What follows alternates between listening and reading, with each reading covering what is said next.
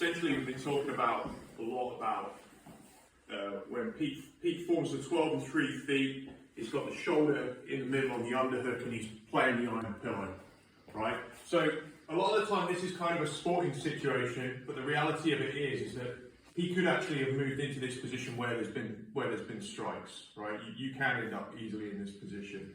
And it's really about freezing a moment in time, but also showing you something that happens very commonly, particularly when you've got somebody more experienced, trying to get somebody on top to breathe properly and take their time, rather than them, you know, I'm a white or a blue belt, I'm trying to kill Pete, and then he's just going to mess me up anyway, the whole thing's pointless, right? So I need to then know when I'm dealing with this, what my side control position should be and so on. But to begin with, we're just going to deal with this basic idea of what's kind of wrong.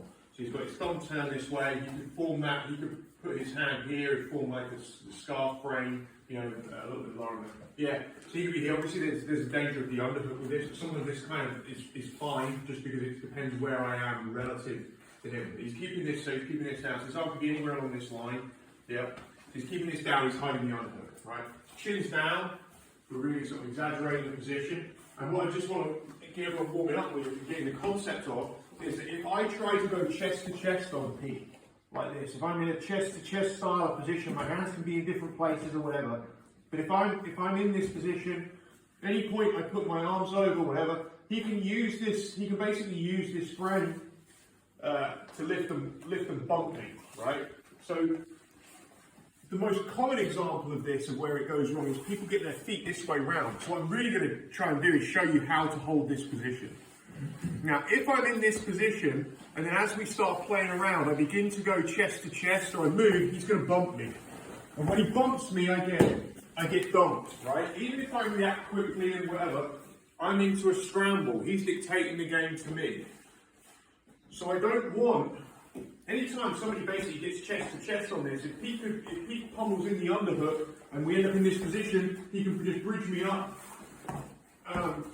basically fighting to stay on top, right? So what I want the idea of is that this is kind of wrong as a posture, and this is, if my feet are this way round, this is kind of wrong as well. Just bridge from your feet. I'll start to move, right? So I want you to have a little play with all those positions. Some of you have done this already.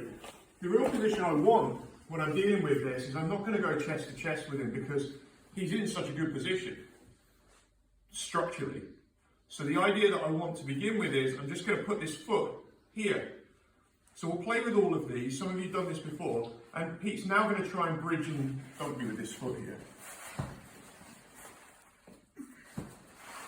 So it's very, very hard for him to bridge and lift me on the underhook. So anytime I can see the underhook in this position, this foot has a temporary needs to go here, whether I get the underhook or not. This foot has to be here, so that all my weight now is back. So what's really happening is I'm pushing my weight into this. So he tries to lift. I'm in a pretty good place to deal with that. There's other things he can do, but yeah, everyone got it? So let's grab the body and give this a go.